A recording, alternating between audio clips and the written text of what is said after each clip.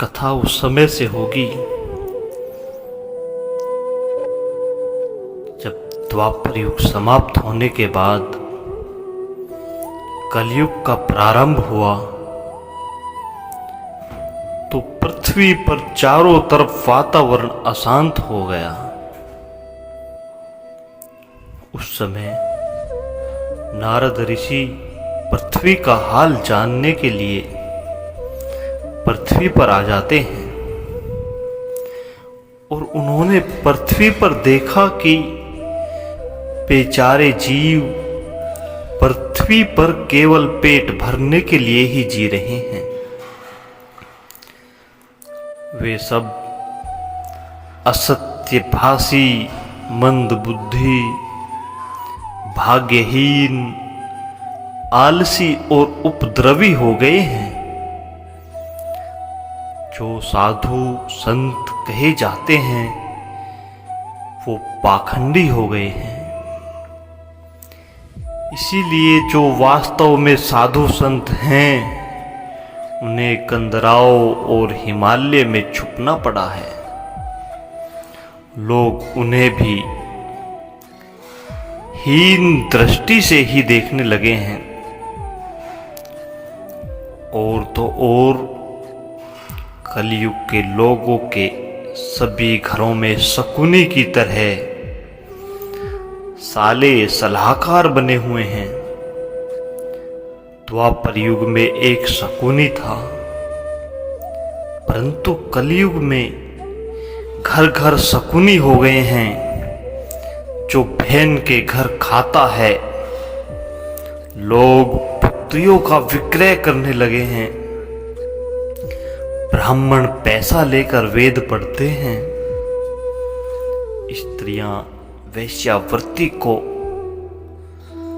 अपना अच्छा कार्य समझने लगी हैं। देह व्यापार का धंधा कर लिया है स्त्रियों ने। इस तरह नारद ऋषि कलयुग के दोष देखते देखते दुखी हो रहे थे और वे घूमते घूमते उसी यमुना तट पर पहुंचे जहां कभी श्री कृष्ण अपने सखियों के सखाओं के साथ बाल लीला किया करते थे। वहां उन्होंने एक बहुत ही बड़ा आश्चर्य देखा। वहां नारद ऋषि ने देखा कि एक स्त्री बड़े दुखी मन से बैठी हुई है। उसके पास दो वृद्ध पुरुष अचेत अवस्था में पड़े हैं और जोर जोर से सांस ले रहे हैं। वह जवान स्त्री उनकी सेवा करते करते उन पुरुषों को कभी चेतना देने का प्रयास करती है तो कभी उनके आगे रोने लगती है। वह अपने रक्षक को दसों दिशाओं में बार बार ढूंढ रही थी। उसके चारों ओर सैकड़ों स्त्रियां पंखा झुला रही हैं। यह कौतूहल देखकर नारद जी उनके पास चले जाते हैं तो वह स्त्री नारद जी को देख बड़ी खुशी से झूम उठी और खड़ी हो गई और व्याकुल होकर बोली, हे महात्मा, जरा रुकिए और मेरी चिंता को दूर कीजिए। आपका दर्शन मनुष्य को बहुत ही दुर्लभ है। आज आपके दर्शन से कुछ शांति मिली है मुझे। आपके वचन सुनकर और भी शांति मिलेगी। नारद जी कहते हैं, हे देवी, पहले ये बताएं आप हैं कौन और ये दोनों पुरुष जो अचेत अवस्था में लेटे हुए हैं ये कौन हैं और ये सभी स्त्रियां कौन हैं जो तुम्हें चारों तरफ से तुम्हारी सेवा में लगी हुई हैं। कोई पंखा झुला रही हैं, कोई अन्य अन्य कारणों से आपके साथ हैं, विस्तार से अपने दुख का कारण बताओ देवी। वह तरुण स्त्री नारद जी से बोली, हे महात्मा, मेरा नाम भक्ति है और ये ज्ञान और वैराग्य नाम के मेरे 2 पुत्र हैं। समय का प्रभाव देखिए, ये समय के कारण ही इनका हाल है। और ये जो देवियां हैं, ये सभी पवित्र नदियां हैं जो मेरी सेवा कर रही हैं, लेकिन फिर भी मुझे सुख शांति नहीं, क्योंकि घोर कलयुग के प्रभाव से पाखंडियों ने मुझे अंग भंग कर दिया है। इसी कारण मैं निर्बल और निस्तेज हो गई हूं, और इसी कारण ये हाल मेरे पुत्रों का हुआ है। वृंदावन ने मुझे फिर से एक स्त्री का रूप दिया है, लेकिन मेरे पुत्र अभी भी बूढ़े हैं। इसलिए कोई स्थान पर जाना चाहती हूं जो इनको भी तेज दे सके, क्योंकि होना तो ये चाहिए था कि माता बूढ़ी हो और पुत्र जवान, पर मैं जवान हो गई और ये पुत्र मेरे वृद्ध हैं जो मेरे दुख का कारण है। तब नारद ऋषि बोले, हे देवी, मैंने ज्ञान दृष्टि से इस कलयुग में भक्ति, ज्ञान और वैराग्य का हाल जान लिया है, लेकिन तुम्हें दुख नहीं करना चाहिए। अब श्री हरि तुम्हारा कल्याण करेंगे। मैं जानता हूं तुम्हारे पुत्रों को इस कलयुग में कोई नहीं पूछता, इसलिए इनका बुढ़ापा नहीं छूट रहा है, लेकिन इस वृंदावन में इनको कुछ आत्म सुख मिल रहा है, इसीलिए ये सोते हुए से जाने पड़ते हैं। भक्ति ने कहा, हे ऋषिवर, राजा परीक्षित ने इस पापी कलयुग को क्यों पृथ्वी पर स्थान दिया? इसके आते ही सभी वस्तुओं का सार न जाने कहां लुप्त हो गया। करुणा में श्री हरि से ये अधर्म देखा जाता है क्या? इस संदेह को दूर करें कि कैसे भगवान इस अधर्म को देख रहे हैं। नारद जी बोले, देवी सुनो, यह कलयुग है, इसी से इस समय सदाचार, योग मार्ग और तप आदि सभी लुप्त हो गए हैं, जिसका प्रमुख कारण सत्पुरुषों का दुखी होना और दुष्ट सुखी हो रहे हैं। ऐसे समय में जिस व्यक्ति के पास धैर्य है, वही सबसे बुद्धिमान, ज्ञानी और पंडित है। पृथ्वी अब प्रतिवर्ष शेष जी के लिए अब भार बन रही है। अब यह छूने योग्य तो क्या, अब यह देखने योग्य भी नहीं रह गई है। अब किसी को पुत्रों के साथ तुम्हारा दर्शन नहीं होता। मनुष्य से उपेक्षित होकर तुम्हारा ये हाल है। वृंदावन के संयोग से तुम फिर से तरुणी हो गई हो, अतः यह वृंदावन धाम धन्य है, जहां कण कण में भक्ति नृत्य कर रही है। परंतु तुम्हारा इन पुत्रों को यहां भी कोई ग्राहक नहीं है, इसीलिए इनका बुढ़ापा नहीं छूट रहा। यह तो इस युग का स्वभाव ही है, इसमें किसी का दोष नहीं। इसी से श्री हरि भगवान सब कुछ देखकर भी सब सह रहे हैं। भक्ति ने कहा, हे महात्मा, पुत्रों की यह दशा जानकर बड़ा दुख हुआ कि कलयुग में अब लोग ज्ञान और वैराग्य को नहीं चाहते। इसीलिए मेरे पुत्रों की यह दशा है। वे वृद्ध हैं और मैं युवती। देवऋषि आप धन्य हैं। मेरा बड़ा सौभाग्य था कि आपके दर्शन हुए। संसार में साधुओं का दर्शन बड़े भाग्य से होता है। अब मुझे कुछ शांति मिली है। आप सर्वमंगल्य ब्रह्मा जी के पुत्र हैं। हे नारद मुनि, मैं आपको नमस्कार करती हूं।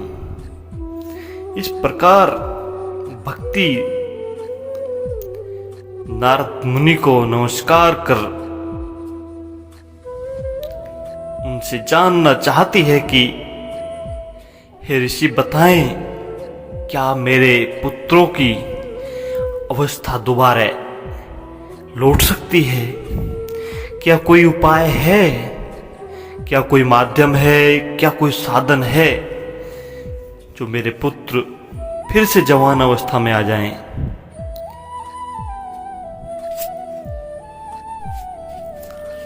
भक्ति के ये वचन सुनकर नारद जी को बड़ा दुख हुआ और कहते हैं कि कलयुग में इनकी उपेक्षा होने के कारण तुम्हारे ये पुत्र उत्साहहीन और वृद्ध हो गए हैं। फिर भी तुम चिंता न करो देवी, मैं इनके नवजीवन का कुछ उपाय सोचता हूं। वे भक्ति के पुत्रों ज्ञान और वैराग्य को हिला डुला कर जगाने लगते हैं। फिर उनके कानों में आवाज देते हैं कि ओ ज्ञान, जल्दी जागो। ओ वैराग्य, जल्दी जागो। फिर उन्होंने वेद ध्वनि, वेदांत घोष और बार बार गीता पाठ करके उन्हें जगाया। इससे वे जैसे तैसे जोर लगाकर उठे, लेकिन आलस्य के कारण बार बार जम्भाई लेने लगे। उनके बाल बगुले की तरह सफेद हो गए हैं। भूख प्यास के मारे दोनों दुर्बल फिर से सो गए, हिम्मत न कर पाए और नारद जी को बड़ी चिंता हुई। इस घटना को देख नारद जी सोचने लगे कि इनकी नींद और सबसे बड़ी इनकी वृद्धावस्था कैसे दूर हो, क्या उपाय किया जाए। सोच सोच कर दुखी होने लगे और श्री नारायण को याद करने लगे। नारद जी ब्रह्मा के तेजस्वी पुत्र हैं। उन्हें दुखी जानकर तभी एक आकाशवाणी होती है, हे मुनि, तुम खेद मत करो, तुम्हारा यह कार्य निसंदेह सफल होगा। देवर्षि, इसके लिए तुम एक सत्कर्म करो और वह कर्म तुम्हें संत शिरोमणि महानुभाव बताएंगे। उस सत्कर्म का अनुष्ठान करते ही क्षण भर में ही ज्ञान और वैराग्य की नींद और वृद्धावस्था चली जाएगी तथा सर्वत्र भक्ति का प्रसार हो जाएगा। नारद जी बोले, इस आकाशवाणी ने मार्ग तो बताया है, लेकिन वह भी गुप्त है। यह नहीं बताया कि कौन सा सत्य कर्म करना है और वो संत शिरोमणि कौन हैं और कहां मिलेंगे जो इसके बारे में बताएंगे। इतना सोचकर नारद मुनि अपने कार्य करने के लिए निकल पड़ते हैं। वो प्रत्येक तीर्थ में जाकर मुनियों और ऋषियों के बारे में पूछते हैं। सभी उनकी बात को ध्यान से सुनते पर कुछ उत्तर देने में असमर्थ थे। कुछ इसे असाध्य बताते तो कुछ मौन हो जाते। त्रिलोकी में हाहाकार मच गया। सभी कानाफूसी करने लगे कि देव ऋषि नारद के वेद ध्वनि, वेदांत घोष और बार बार गीता पाठ करने से भी भक्ति के पुत्र ज्ञान और वैराग्य नहीं उठ सके, तो भला अब क्या उपाय हो सकता है। स्वयं देव ऋषि नारद को इस विषय में ज्ञान नहीं है, तो इस त्रिलोक में कौन वह संतों का संत शिरोमणि और ज्ञानी है जो नारद जी जिन संतों से पूछते हैं वो इस असाध्य ही बताते हैं। बताते तो नारद जी बड़े व्याकुल हो गए। उन्होंने सोचा मैं अब तप करूंगा तभी इसका समाधान निकलेगा।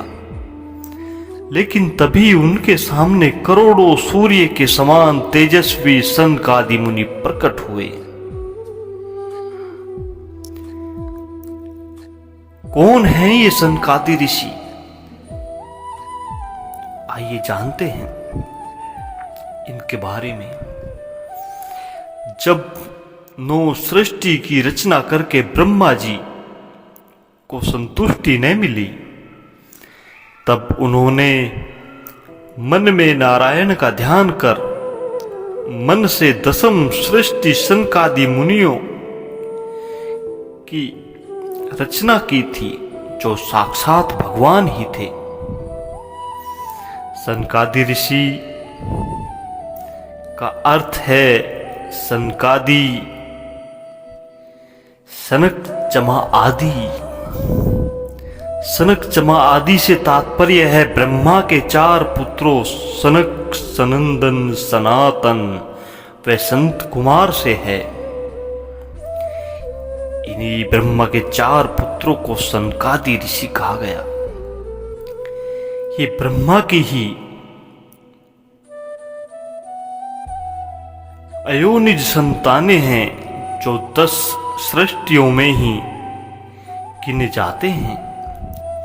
ये प्राकृतिक और वैकृतिक दोनों सर्गों से हैं तथा इनकी आयु सदैव 5 वर्ष की रहती है। ब्रह्मा जी ने उन बालकों से कहा कि पुत्रों जाओ सृष्टि करो। सनकादि मुनियों ने ब्रह्मा जी से कहा पिताश्री क्षमा करें, हमारे हेतु यह माया तो अप्रत्यक्ष है। हम भगवान की उपासना से बड़ा किसी वस्तु को नहीं मानते और हम चारों भाई जाकर उन्हीं की भक्ति करेंगे। और सनकादिक मुनि वहां से चल पड़े। वे वहीं जाया करते हैं जहां परमात्मा का भजन होता है। नारद जी को इन्होंने श्रीमद् भागवत सुनाया था। ये स्वयं भगवान शेष से भागवत श्रवण किए थे। पुराणों में उनकी विशेष महत्ता वर्णित है। नारद जी ने जैसे ही सनकादि ऋषि को देखा तो समझ गए कि त्रिलोक में इनसे बड़ा संत शिरोमणि कोई नहीं। यही हैं जो मेरे साधन का उपाय कर सकते हैं। तब नारद जी बोले महात्माओं, ये मेरा सौभाग्य है कि आपका यहां आगमन हुआ है। आप विद्वानों के विद्वान हैं। कृपया मेरे साधन का उपाय बताएं। सनकादि ऋषि बोले, हे देव ऋषि नारद, आप चिंता न करें। आप मन में प्रसन्न हो, क्योंकि ज्ञान और वैराग्य के उद्धार का एक सरल उपाय है। नारद जी, द्रव्य यज्ञ, तपो यज्ञ, योग यज्ञ और ज्ञान यज्ञ से चारों ही मुक्ति का मार्ग है। ये चारों ही मुक्ति दिया करते हैं जो स्वर्ग आदि कराने वाले हैं। लेकिन पंडितों ने ज्ञान यज्ञ को ही सत्कर्म का सूचक माना है और उस ज्ञान यज्ञ का साधन यह श्रीमद् भागवत ही है, जिसका गान सुकादि महानुभावों ने किया। इसके द्वारा ही ज्ञान और वैराग्य को बल मिलेगा। सिंह की गर्जना सुनकर जैसे भेड़िए भाग जाते हैं, वैसे ही श्रीमद् भागवत की ध्वनि से कलयुग के सारे दोष नष्ट हो जाते हैं। तब प्रेम रस प्रवाहित करने वाली भक्ति अपने ज्ञान और वैराग्य पुत्रों के साथ प्रत्येक घर और व्यक्ति के हृदय में क्रीड़ा करेगी। यह भागवत पुराण वेदों के समान है। श्री व्यासदेव ने ही इसे भक्ति ज्ञान और वैराग्य की स्थापना के लिए प्रकाशित किया है। नारद जी ने कहा, हे संत शिरोमणि महानुभावों, मैं समझ गया, आप निरंतर ही शेष जी के सहस्त्र मुख से गाए हुए श्री भागवत कथा का ही पान करते रहते हैं। मैं ज्ञान और वैराग्य के लिए वैसा ही करूंगा। इस प्रकार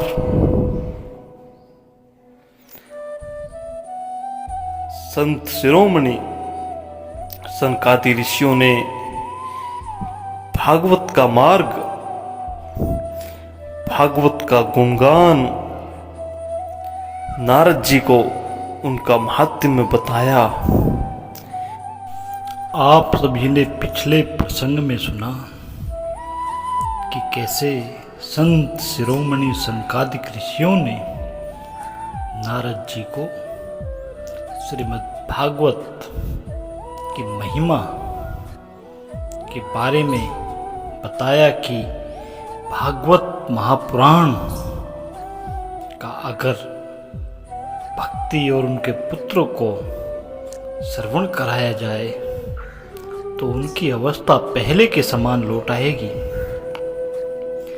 नारद जी कहते हैं कि हे सनकादि ऋषियों, अब मैं भक्ति ज्ञान और वैराग्य को स्थापित करके श्री सुखदेव द्वारा कही गई श्रीमद् भागवत महापुराण का ज्ञान यज्ञ करूंगा। लेकिन महात्माओं, इतना और बताते जाएं कि श्रीमद् भागवत महापुराण की कथा को कहाँ करना चाहिए, इस कथा को कितने दिनों में सुनना चाहिए, क्या कोई सुनाने की विधि है? सनकादिक ऋषि बोले, हे नारद, आप तो परम ज्ञानी हैं, फिर भी पूछा है तो बता रहे हैं आपको। हरिद्वार के पास आनंद नाम का घाट है, वहां अनेकों ऋषि मुनि रहते हैं और भगवान की कथा करते रहते हैं। वहां घाट के सामने बालू बिछी हुई है। सुनहरे कमलों की सुगंध उस घाट को पवित्र करती रहती है। वहां के वातावरण में सिंह और हिरण में भी परस्पर विरोधी भाव नहीं रहता। आप उसी स्थान पर इस कथा ज्ञान यज्ञ का आरंभ करें। हे मुनि, जैसे ही आप इस कथा को शुरू करेंगे, वैसे ही देवी भक्ति भी अपने पुत्रों ज्ञान और वैराग्य को वहां लेकर आ जाएगी। जैसे जैसे इस कथा के शब्द भक्ति के पुत्रों के कानों में पड़ेंगे, वो पहले के समान जवान हो जाएंगे और आपका कार्य सिद्ध हो जाएगा। सूत जी कहते हैं, इस प्रकार नारद जी के साथ सनकादि ऋषि श्रीमद् भागवत कथा का अमृत पान करने के लिए गंगा के तट पर आते हैं। उनके तट पर पहुंचते ही सबको सूचना हो गई। देवलोक, भूलोक और ब्रह्मलोक में हल्ला हो गया। सभी दौड़ दौड़ कर कथा सुनने के लिए आनंद घाट पर आने लगते हैं। नारद जी ने सनकादिक ऋषियों से ही कथा सुनाने की प्रार्थना की और आसन पर बैठने का निवेदन किया। तब सनकादिक नारद जी के दिए हुए आसन पर विराजमान होते हैं और वहां उपस्थित सभी श्रोताओं ने उनकी वंदना की। वहां एक और ऋषि, एक और देवता, वेद, उपनिषद और तीर्थ बैठे तो दूसरी ओर स्त्रियां बैठी। कोई कोई देवता तो विमानों पर चढ़कर वहां बैठे हुए लोगों पर पुष्प वर्षा करने लगते हैं। इस प्रकार पूजा आरती समाप्त होने पर सब शांत हो गए। तब सनकादिक ऋषि महात्मा नारद को श्रीमद् भागवत का महात्म्य स्पष्ट करके सुनाने लगे। सूत जी कहते हैं, हे सौनक जी, सुनो, जिस समय सनकादिक ऋषि ये कथा सुना रहे थे उसी समय उस सभा में एक बहुत बड़ा आश्चर्य हुआ। वहां सभी देखते हैं कि भक्ति अपने तरुण अर्थात युवा पुत्रों, ज्ञान और वैराग्य के साथ बड़े ही प्रेम से श्री कृष्ण गोविंद हरे मुरारी, हे नाथ नारायण वासुदेवाय का गान करते हुए प्रकट हो जाती है। उन मुनियों की सभा में सभी ऋषि मुनिगण तर्क और वितर्क करने लगे। पूछने लगे कि ये देवी कौन है, ये दोनों पुरुष कौन हैं। अलग अलग प्रकार के आपस में तर्क करने लगे।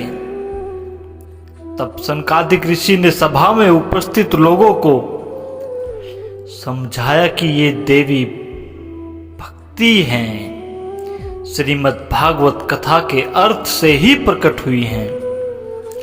उनके ये वचन सुनकर भक्ति ने अपने पुत्रों के साथ बड़ी ही विनम्र होकर संत कुमार जी से बोली, हे ऋषिवरों, मैं कलयुग के प्रभाव से कमजोर हो गई थी, लेकिन आपकी कथा अमृत से मैं अपने पुत्रों सहित फिर से अपनी पुरानी अवस्था में लौट गई हूं। अब आप कृपा करके बताएं कि मेरा स्थान कहां है। सनकादिक ऋषि ने कहा, देवी, तुम भक्तों को भगवान का स्वरूप प्रदान करने वाली हो, इसलिए तुम धैर्य धारण करके विष्णु भक्तों के हृदय में वास करो। ये कलयुग के दोष भले ही सारे संसार का बुरा प्रभाव डालें, लेकिन भक्तों के हृदय में आपका कोई कुछ नहीं बिगाड़ सकता। जिन भक्तों के हृदय में श्री हरि की भक्ति निवास करती है वो निर्धन होकर भी परम धन्य हैं, क्योंकि इसी भक्ति की डोरी से बांधकर स्वयं श्री हरि भी भक्तों के हृदय में वास करने लगते हैं। भूलोक में यह कथा साक्षात पर ब्रह्मा का ही विग्रह है। हम इसकी महिमा का कहां तक बखान करें।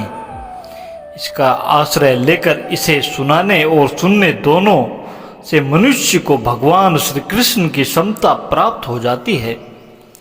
सब धर्मों के भेद समझ में आ जाते हैं। इस प्रकार भक्ति संत कुमार की आज्ञा अनुसार सभी भक्तों के हृदय में वास करने लगी। सूत जी कहते हैं, मुनिवर, उस समय अपने भक्तों के चित्त में अलौकिक भक्ति का प्रादुर्भाव देखकर भक्त वत्सल्य श्री भगवान अपना धाम छोड़कर वहां पधारे। उनके गले में वनमाला शोभा पा रही थी। उनका श्रीअंग सजल जलधर के समान श्याम वर्ण था। उस पर मनोहर पीतांबर सुशोभित था। कटी प्रदेश करधनी लकड़ियों से सुसज्जित था। सिर पर मुकुट की लटक और कानों में कुंडलों की झलक देखते ही बनती थी। वे विभंग ललित भाव से खड़े हुए चित्त को चुराए लेते थे। वक्ष स्थल पर कौतुब मणि दमक रही थी। सारा श्रीअंग हरिचंदन से चर्चित था। उस रूप की शोभा क्या कहें, उसने तो मानो करोड़ों कामदेवों की रूप माधुरी छीन ली थी। भगवान के नित्य लोक निवासी लीला परिकर उद्धव आदि वहां गुप्त रूप से उस कथा को सुनने के लिए आए हुए थे। प्रभु के प्रकट होते ही चारों ओर जय हो की ध्वनि होने लगी। उस समय भक्ति रस का अद्भुत प्रवाह चला। बार बार अबीर गुलाल और पुष्पों की वर्षा तक शंख ध्वनि होने लगी। उस सभा में जो लोग बैठे हुए थे उन्हें अपने देह गेह और आत्मा की भी सुधि न रही। उनकी ऐसी तन्मयता देखकर नारद जी कहने लगे, मुनीश्वरगण, आज सप्ताह श्रवण की मैंने यह बड़ी ही अलौकिक महिमा देखी। यहाँ तो जो बड़े मूर्ख, दुष्ट और पशु पक्षी भी हैं, वे सभी अत्यंत निष्पाप हो गए हैं। इसलिए इसमें संदेह नहीं कि कलिकाल में चित्त की शुद्धि के लिए इस भागवत कथा के समान मृत्युलोक में पाप का नाश करने वाला कोई दूसरा पवित्र साधन नहीं है। मुनिवर, आप लोग बड़े कृपालु हैं। आपने संसार के कल्याण का विचार करके यह बिल्कुल निराला मार्ग निकाला है। आप कृपया यह तो बताएं कि इस कथारूप सप्ताह यज्ञ के द्वारा इस संसार में कौन कौन लोग पवित्र हो जाते हैं। सनकादिक ऋषि ने कहा, जो लोग सदा तरह तरह के पाप किया करते हैं, निरंतर दुराचार में ही तत्पर रहते हैं और उल्टे मार्गों से चलते हैं, तथा जो क्रोध अग्नि में जलते रहने वाले कुटिल और काम परायण हैं, वे सभी इस कलयुग में इस सप्ताह यज्ञ से पवित्र हो जाया करते हैं। जो सबसे मूर्ख, माता पिता की निंदा करने वाले, तृष्णा के मारे व्याकुल, इस प्रकार के सभी दंभी, दूसरों की उन्नति देखकर जलने वाले, दूसरों को दुख देने वाले, वे सभी कलयुग में सप्ताह यज्ञ से पवित्र हो जाते हैं। जो मदिरापान, ब्रह्म हत्या, सोने की चोरी, गुरु स्त्री गमन और विश्वासघात, ये 5 महापाप करने वाले, छल, छदमपरायण, क्रूर, पिशाचों के समान निर्दयी, ब्राह्मणों के धन को खाने वाले और व्यभिचारी हैं, ये भी इस कलयुग में सप्ताह यज्ञ से पवित्र हो जाते हैं। जो दुष्ट, आग्रह पूर्वक सर्वदा मन, वाणी या शरीर से पाप करते रहते हैं, दूसरों के धन से पुष्ट होते हैं तथा मलिन मन और दुष्ट हृदय वाले हैं, वे भी कलियुग में सप्ताह यज्ञ से पवित्र हो जाते हैं। नारद जी, अब तुम्हें इस विषय में एक प्राचीन इतिहास सुनाते हैं। इसके सुनने से ही सब पाप नष्ट हो जाते हैं। आत्मदेव ब्राह्मण और धुंधली ब्राह्मणी की कहानी। पूर्व काल में तुंगभद्रा नदी के तट पर एक अनुपम नगर बसा हुआ था। वहां सभी वर्णों के लोग अपने धर्मों का आचरण करते हुए सत्य और सत्कर्मों में हमेशा लीन रहते थे। उस समय नगर में समस्त वेदों का विशेषज्ञ और समस्त कर्मों में निपुण एक आत्मदेव नाम का ब्राह्मण रहता था। वह साक्षात दूसरे सूर्य के समान तेजस्वी था। वह धनी होने पर भी भिक्षाजीवी था। उसकी प्यारी पत्नी धुंधली कुलीन एवं सुंदरी होने पर भी सदा अपनी बात पर अड़ जाने वाली जिद्दी वह हट्टी प्रकार की औरत थी। उससे लोगों की बात करने में सुख मिलता था। उसका स्वभाव क्रूर था, बात बात में विवाद करती थी, गृह कार्य में निपुण थी, लेकिन झगड़ालू भी थी। फिर भी दोनों ब्राह्मण दंपत्ति प्रेम से घर में रहते। उनके पास धन और भोग विलास की सामग्री बहुत थी, परंतु उससे उन्हें सुख नहीं था। जब अवस्था बहुत ढल गई, तब उन्होंने संतान प्राप्ति के लिए तरह तरह के दान पुण्य किए। इस प्रकार धर्म कार्य में उन्होंने अपना आधा धन समाप्त कर दिया, लेकिन फिर भी उन्हें पुत्र या पुत्री किसी का भी मुख देखने का न सौभाग्य मिला। इसलिए अब वह ब्राह्मण बहुत चिंतित रहने लगा। एक दिन वह ब्राह्मण देवता बहुत दुखी होकर घर से निकलकर वन को चल दिया। दोपहर के समय उसे प्यास लगी, इसलिए वह एक तालाब पर आया। संतान के अभाव के दुख ने उसके शरीर को बहुत सुखा दिया था, इसलिए थक जाने के कारण जल पीकर वहीं बैठ गया। कुछ समय बीतने पर वहां एक सन्यासी महात्मा आए। जब ब्राह्मण देव ने देखा कि वे जल पी चुके हैं, तब वह उनके पास गया और चरणों में नमस्कार करने के बाद सामने खड़े होकर लंबी लंबी सांसें लेने लगा। सन्यासी ने पूछा, कहो ब्राह्मण देवता, रोते क्यों हो? ऐसी तुम्हें क्या भारी चिंता है?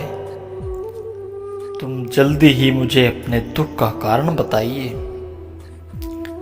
ब्राह्मण ने कहा, महाराज, मैं अपने पूर्व जन्म के पापों से इस दुख का क्या वर्णन करूं। अब मेरे पितृ मेरे द्वारा दी हुई जलांजलि के जल को अपनी चिंता जनित सांस से कुछ गर्म करके पीते हैं। देवता और ब्राह्मण मेरा दिया हुआ अन्न प्रसन्न मन से स्वीकार नहीं करते। संतान के लिए मैं इतना दुखी हो गया हूं कि मुझे सब सोना ही सोना दिखाई देता है। मैं प्राण त्यागने के लिए यहां आया हूं। संतानहीन जीवन को धिक्कार है, संतानहीन ग्रह को धिक्कार है, संतानहीन धन को धिक्कार है, संतानहीन कुल को धिक्कार है। मैं जिस गाय को पालता हूं वह भी सर्वथा बांझ रहती है। जो पेड़ लगाता हूं उस पर फल फूल नहीं लगते। मेरे घर में जो फल आता है वह भी बहुत जल्दी सड़ जाता है। जब मैं ऐसा अभागा और पुत्रहीन हूं, तब फिर इस जीवन को ही रखकर मुझे क्या करना है? ये कहकर वह ब्राह्मण दुख से व्याकुल हो उस सन्यासी महात्मा के पास फूट फूट कर रोने लगा। तब उन मुनिवर के हृदय में बड़ी करुणा उत्पन्न हुई। वे योगनिष्ठ सन्यासी थे। उन्होंने उसके ललाट की रेखाएं देखकर सारा वृत्तांत जान लिया और फिर उसे विस्तार पूर्वक कहने लगे। सन्यासी ने कहा, ब्राह्मण देवता, इस प्रजा प्राप्ति का मोह त्याग दो। कर्म की गति प्रबल है, विवेक का आश्रय लो। मैंने इस समय तुम्हारा प्रारब्ध देखकर निश्चय किया है कि 7 जन्म तक तुम्हारे कोई संतान किसी प्रकार नहीं हो सकती। पूर्व काल में राजा सगर को उनके पुत्रों के कारण दुख भोगना पड़ा था। ब्राह्मण, अब तुम कुटुंब की आशा छोड़ दो। संन्यास में ही सब प्रकार का सुख है। ब्राह्मण ने कहा, महात्मा जी, विवेक से मेरा क्या होगा? मुझे तो बलपूर्वक पुत्र दीजिए, नहीं तो मैं आपके सामने शोक मूर्छित होकर अपने प्राण त्याग दूंगा। जिसमें पुत्र स्त्री आदि का सुख नहीं, ऐसा संन्यास तो सर्वथा बेकार ही है। लोक में सरस तो पुत्र पौत्रादि से भरा पूरा गृहस्थ आश्रम ही है। ब्राह्मण का ऐसा आग्रह देखकर उन तपधारी सन्यासी ने कहा, विधाता के लेख को मिटाने पर राजा चित्रकेतु को बड़ा ही दुख उठाना पड़ा था। उस पुरुष के समान तुमको भी पुत्र सुख नहीं मिल सकेगा। तुमने तो बड़ा हठ पकड़ रखा है और अर्थ के रूप में तुम मेरे सामने उपस्थित हो, ऐसी दशा में तुम्हें क्या कहूँ। जब महात्मा जी ने देखा कि यह किसी प्रकार अपना आग्रह नहीं छोड़ता, तब उन्होंने उसे एक फल देकर कहा, इसे तुम अपनी पत्नी को खिला देना, इससे उसके एक पुत्र होगा। तुम्हारी स्त्री को 1 साल तक सत्य, सोच, दया, दान और एक समय एक ही अन्न खाने का नियम रखना होगा। यदि वह ऐसा करेगी तो वह बालक बहुत ही शुद्ध स्वभाव वाला होगा। ये कहकर योगीराज चले गए और ब्राह्मण आत्मदेव भी खुशी खुशी घर लौटने लगा। घर आकर उसने वह फल अपनी स्त्री को दिया और कहीं चला गया। उसकी स्त्री कुटिल स्वभाव की थी। रो रो कर अपनी पड़ोसन सखी से कहने लगी, सखी मुझे तो बड़ी चिंता हो गई है। मैं तो यह फल नहीं खाऊंगी। यह फल खाने से मेरा गर्भ में संतान हो जाएगी और मेरा कुछ भी खाया पिया मुझे नहीं लगेगा। मैं कमजोर हो जाऊंगी। तो तू ही बता, घर का काम धंधा कौन करेगा? ये घर कैसे चलेगा? और कहीं गांव में डाकुओं का आक्रमण हो गया तो एक गर्भिणी स्त्री कैसे भागेगी? और यही सुखदेव की तरह गर्भ में पेट में ही रह गया तो मैं क्या करूंगी? इसे बाहर कैसे निकाला जाएगा? और यदि प्रसव काल में कहीं टेढ़ा हो गया तो प्राणों से भी हाथ धोने पड़ेंगे। मैं सुकुमारी भला यह कैसे सह सकूंगी? दुर्बल होने की स्थिति में मेरी नंदरानी मेरा सारा माल समेट ले जाएंगी। और तो और मुझसे ये सत्य, सोच, नियम भी कैसे पालन होंगे? जो स्त्री बच्चे को जन्म देती है वो बड़ा ही कष्ट भोगती है। मेरे विचार से बांझ या विधवा स्त्री ही सुखी रहती है। मन में ऐसी तरह तरह के कुतर्क उठने से उसने वह फल नहीं खाया। और जब उसके पति ने पूछा फल खा लिया तो उसने कह दिया, हाँ खा लिया। एक दिन उसकी बहन अपने आप ही उसके घर आई। तब उसने अपनी बहन को सारा वृतांत सुनाकर कहा कि मैंने मन में इस फल को लेकर बड़ी चिंता है। मैं इस दुख के कारण दिनों दिन दुबली हो रही हूँ। बहन मैं क्या कहूँ? बहन ने कहा, मेरे पेट में बच्चा है। प्रसव होने पर मैं बालक तुझे दे दूंगी। तब तक तू गर्भवती के समान घर में गुप्त रूप से सुख से रहे। तू मेरे पति को कुछ धन दे देना तो वे बालक तुझे दे देंगे। हम ऐसी युक्ति करेंगे कि जिससे सब लोग यही कहें कि इसका बालक 6 महीने का होकर मर गया। और मैं नित्य प्रति तेरे घर आकर उस बालक का पालन पोषण करती रहूंगी। तू इस समय इसकी जांच करने के लिए यह फल गाय को खिला दे। ब्राह्मणी ने अपने स्वभाववश जो उसकी बहन ने कहा वैसे ही सब किया। उसके पश्चात समयानुसार जब उस स्त्री के पुत्र हुआ तो उसके पति ने चुपचाप लाकर उसे धुंधली को दे दिया। और उसने आत्मदेव को सूचना दी कि मेरे सुखपूर्वक बालक हो गया है। इस प्रकार आत्मदेव के पुत्र हुआ। यह सुनकर सब लोगों को बड़ा आनंद हुआ। ब्राह्मण ने उसका जात कर्म संस्कार करके अन्य ब्राह्मणों को दान दिया और उसके द्वारा ऐसी व्यवस्था, गाना बजाना और अनेक प्रकार के मांगलिक कृत्य होने लगे। धुंधली ने अपने पति से कहा, मेरे स्तनों में तो दूध ही नहीं है। तो फिर मैं इस बालक को गौ के दूध से लालन पालन करूंगी। मेरी बहन के यहाँ भी संतान हुई है, लेकिन वो मर गया। मैं उसे ही बुला लेती हूँ, वो उसका सही से लालन पालन कर सकती है। तब उसने पुत्र की रक्षा के लिए आत्मदेव ने वैसा ही किया। माता धुंधली उस पुत्र का नाम धुंधकारी रखा।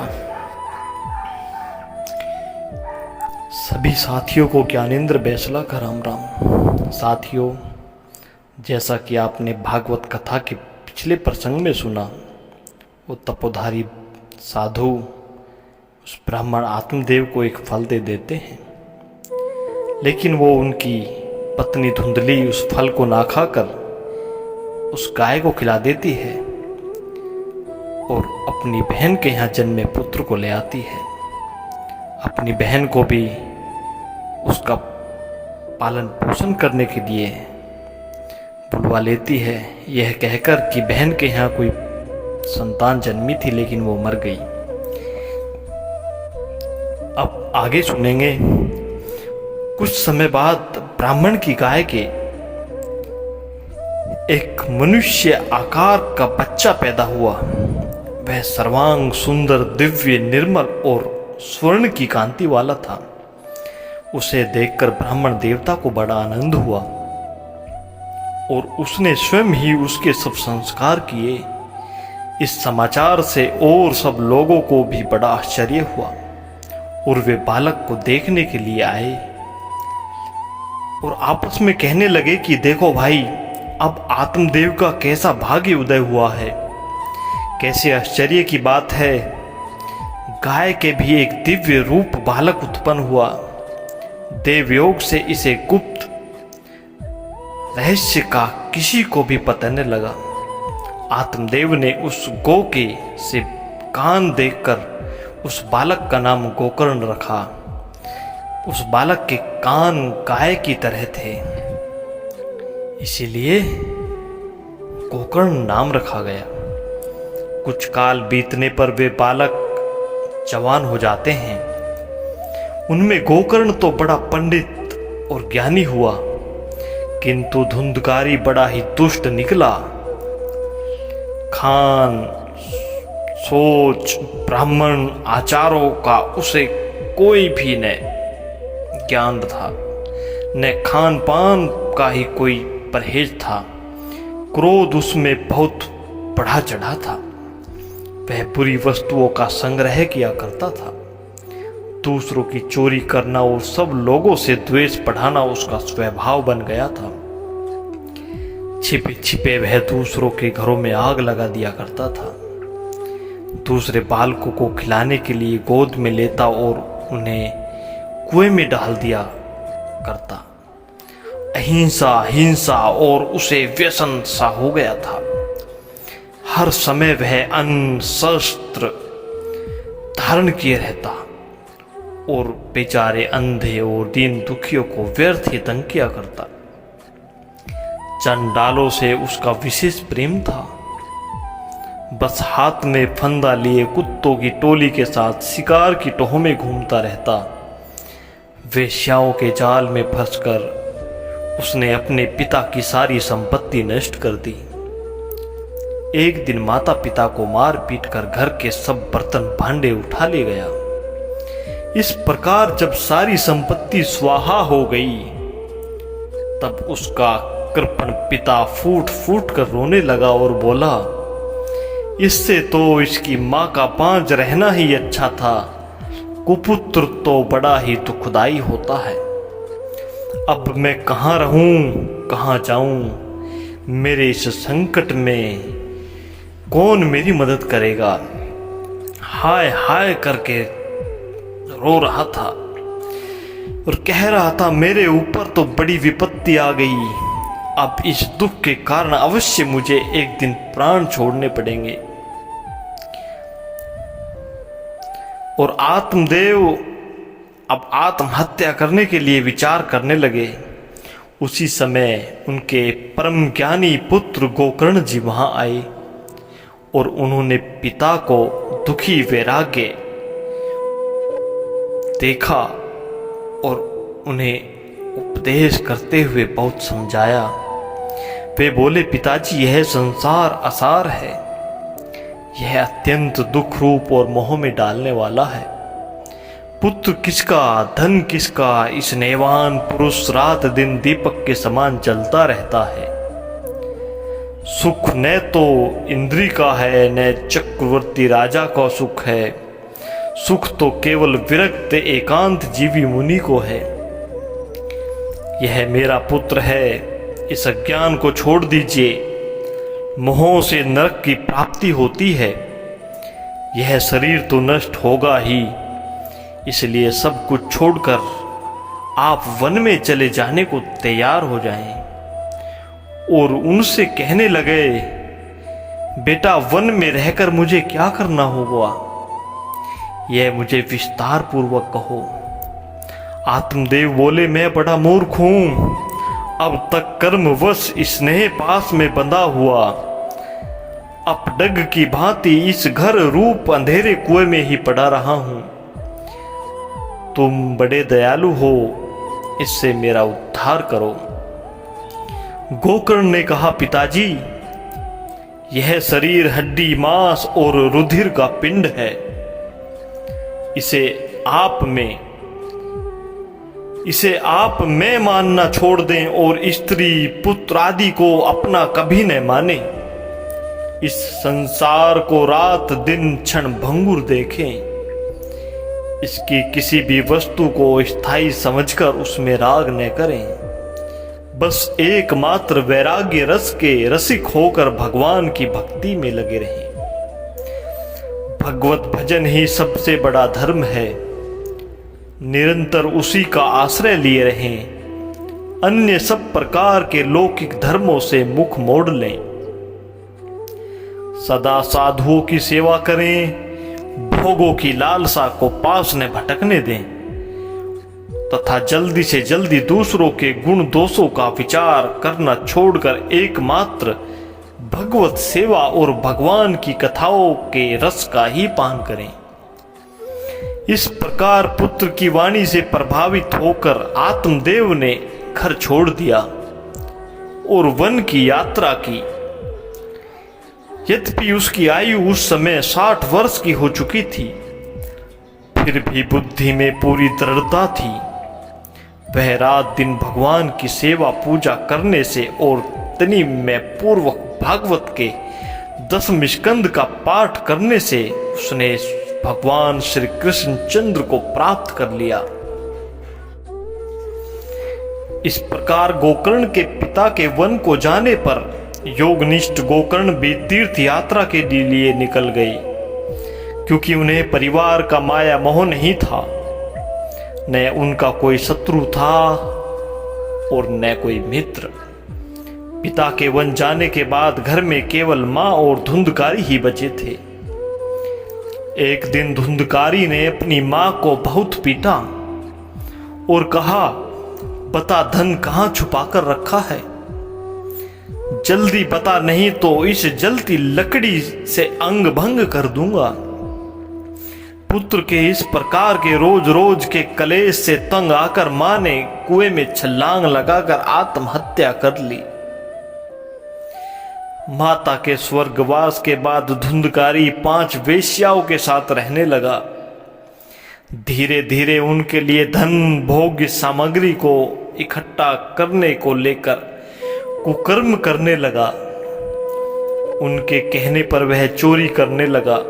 एक दिन बहुत से कपड़े और आभूषण लेकर लौटा तो उन वेश्याओं ने सोचा कि ये पता नहीं कहां कहां से चोरी करके ये धन और आभूषण लाया है। इसे पता नहीं कब राजा पकड़कर मृत्यु दंड दे दे, क्योंकि न हम सभी इसको मारकर धन का बंटवारा कर लें। ऐसा सोचकर उन्होंने उसके सो जाने के बाद उसके गले में रस्सी का फंदा कस दिया, लेकिन वो बलशाली था। इससे वो सभी वेश्याएं डर गई। उन्होंने तुरंत भट्टी से कोयले निकालकर उसके मुंह पर डाल दिए, जिससे धुंधकारी तड़प तड़प कर मर गया। उन्होंने उसके शरीर को एक गड्ढे में डालकर मिट्टी डाल दी। फिर वे वेश्याएं धन आपस में बांट लिया। लोगों के पूछने पर कह देती थी कि वो हमारे लिए धन कमाने गए हैं, जल्द ही आ जाएंगे। उधर धुंधकारी अपने कुकर्मों के कारण एक प्रेत बन गया था। वह बवंडर बनकर एक दिशा से दूसरी दिशा में भटकता रहता, कहीं पर भी एक पल को नहीं ठहर पाता था। बस हे देव चिल्लाता रहता था, परंतु उसकी कोई सहायता नहीं करता। जब गोकर्ण ने अपने भाई धुंधकारी के मृत्यु का समाचार सुना तो उन्होंने तुरंत उसको अनाथ समझकर गोदान और श्राद्ध किया। इस प्रकार गोकर्ण घूमते फिरते एक दिन अपने ही नगर में आ पहुंचे तो उन्होंने सोचा क्यों न रात अपने ही घर में बिताई जाए। जब घर गया तो फिर वो अपने घर आकर बीच आंगन में सो जाते हैं,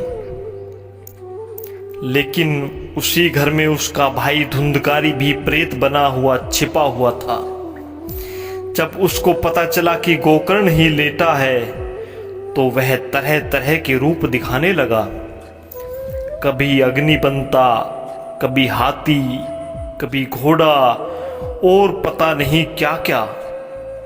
गोकर्ण ने सोचा अवश्य ही कोई दुर्गति को प्राप्त हुई आत्मा है। तब उन्होंने उससे बड़े धैर्य से पूछा। गोकर्ण ने कहा, तू कौन है? रात्रि के समय ऐसे भयानक रूप क्यों दिखा रहा है? तेरी ये दशा कैसे हुई? मुझे बताओ तो सही। गोकर्ण के इस प्रकार पूछने पर प्रेत धुंधकारी जोर जोर से रोने लगा और बोला, मैं तुम्हारा ही भाई धुंधकारी हूं। मैंने अपने कुकर्मों से इस दशा को प्राप्त किया है। अब देववश कर्म फल का उदय होने से केवल वायु भक्षण करके जी रहा हूं। भाई तुम दया के सागर हो, जैसे पिता का उद्धार किया वैसे ही मेरा मार्गदर्शन करें। गोकर्ण ने कहा, मैंने तुम्हारे लिए विधि पूर्वक पिंडदान किया था, फिर भी तुमको मुक्ति नहीं मिली, तो फिर अब कुछ नहीं हो सकता। अगर तुमको कुछ ज्ञात है तो निश्चित होकर कहो कि अब मुझे क्या करना चाहिए। उस प्रेत रूपी धुंधकारी ने कहा, भाई मेरी मुक्ति सैकड़ों गया और श्राद्ध करने से भी नहीं हो सकती। इसका उपाय आप ही को खोजना होगा। प्रेत की बात सुनकर गोकर्ण महाराज को बड़ा आश्चर्य हुआ। उन्होंने धुंधकारी से कहा, तुम निर्भय होकर अपने स्थान पर जाओ, मैं कुछ न कुछ उपाय खोजता हूं। गोकर्ण की आज्ञा से धुंधकारी वहां से चला जाता है और गोकर्ण महाराज लेटे लेटे धुंधकारी की मुक्ति का उपाय सोचने लगे, लेकिन कोई उपाय नहीं सोचा। तो प्रातःकाल होते ही वे विद्वानों और ज्ञानी जनों के पास गए। रात की घटना कह सुनाई उन्होंने। सबने अपने अपने ग्रंथ उलट पुलट कर देखे पर उपाय न सूझा। सबने उनको सूर्य नारायण भगवान की शरण में जाने को बोला। गोकर्ण महाराज ने अपने तपोबल से सूर्य नारायण की गति रोककर उनकी स्तुति की और पूछा, भगवान आप इस समस्त संसार के साक्षी हैं, सर्वज्ञाता हैं, मैं आपको नमस्कार करता हूं। भगवान आप कृपा करके धुंधकारी प्रेत की मुक्ति का साधन बताइए। सूर्य नारायण भगवान बोले, गोकर्ण तुम श्रीमद् भागवत महापुराण का आयोजन करो, उससे मुक्ति संभव है। तुम उसका सप्ताह परायण अनुष्ठान करो। तब सबने बोला, बिल्कुल यही करो, यह उपाय सरल है। तब गोकर्ण महाराज भी निश्चय करके कथा सुनने को तैयार हो गए। फिर गोकर्ण महाराज व्यास जी की गद्दी पर बैठकर कथा कहने लगे लोगों को पता लगा तो वहां भीड़ का तांता लग गया। सब अनुशासन के साथ बैठ गए। इतने में वह धुंधकारी प्रेत भी आ गया। वह इधर उधर बैठने का स्थान खोजने लगा। फिर वहां सीधे रखे हुए 7 गांठ के बांस को देखा। वह उसी में प्रवेश करके कथा को सुनने लगा। गोकर्ण महाराज के एक वैष्णव ब्राह्मण को श्रीमद् भागवत महापुराण कथा का मुख्य श्रोता बनाया और प्रथम स्कंद से ही कथा सुनानी शुरू की। श्याम को जब कथा समाप्त हुई तो वह एक आश्चर्यजनक घटना हुई। बांस की एक गांठ फट गई। अब उसमें 6 गांठ शेष बची। इस प्रकार दूसरे दिन दूसरी, तीसरे दिन तीसरी गांठ टूट गई और इस प्रकार 7 दिन में 7 गांठ को फोड़कर धुंधकारी श्रीमद् भागवत महापुराण के 12 स्कंद को सुनकर पवित्र हो गया और उसे प्रेत योनि से मुक्ति मिल गई। उसने तुरंत अपने भाई को प्रणाम करके बोला, भाई तुमने मुझ पर बड़ी कृपा की। आपने मुझे प्रेत योनि से मुक्त कर दिया। प्रेत योनि से मुक्ति दिलाने की शक्ति सिर्फ इस श्रीमद् भागवत कथा में है। जिस प्रकार आग गीली और सूखी सभी प्रकार की लकड़ियों को जला डालती है, वैसे ही इस कथा के सप्ताह श्रवण से मन, वचन, कर्म इत्यादि के द्वारा हुए पाप भी जलकर नष्ट हो जाते हैं।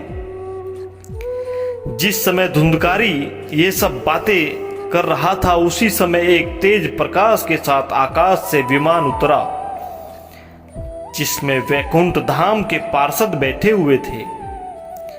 चारों तरफ प्रकाश फैल गया और उसी समय सभी लोगों के सामने धुंधकारी उस विमान में चढ़ गया। तभी उस विमान में आए पार्षदों ने गोकर्ण महाराज से कहा। गोकर्ण महाराज ने पूछा, भगवान के प्रिय पार्षदों, इस कथा अमृतपान का यहां उपस्थित सभी जन ने लिया है, लेकिन विमान सिर्फ धुंधकारी के लिए आया है। बाकी शुद्ध हृदय जन इसके अधिकारी क्यों नहीं हैं? इस प्रकार का भेद क्यों हुआ? भगवान के सेवक बोले, हे गोकर्ण महाराज, यह भेद इनके मनन के भेद के कारण ही है। यह बात आपकी ठीक है कि सबने श्रवण समान रूप से किया, लेकिन मनन नहीं किया। मनन करने में सभी के भेद हैं। किसी ने कथा को कुछ समय तक मनन किया, किसी ने ज्यादा समय तक किया, लेकिन इसने तो निराहार रहकर बांस के अंदर सिर्फ मनन ही किया है। इसने जो भी सुना उसका लगातार मनन और चिंतन किया। जो ज्ञान दृढ़ नहीं होता वह व्यर्थ हो जाता है। इसी प्रकार ध्यान न देने से, श्रवण का, संदेह से, मंत्र का और चित्त से इधर उधर भटकने से जप का कोई फल नहीं मिलता। यदि ये श्रोता फिर से श्रीमद् भागवत कथा को सुने और मनन करें तो इनका उद्धार भी संभव है। इस प्रकार सनकादिक ऋषि ने नारद और भक्ति के पुत्रों ज्ञान और वैराग्य को आत्मदेव और उनके पुत्र गोकर्ण और धुंधकारी की कथा के द्वारा श्रीमद् भागवत कथा की महिमा को सुनाया।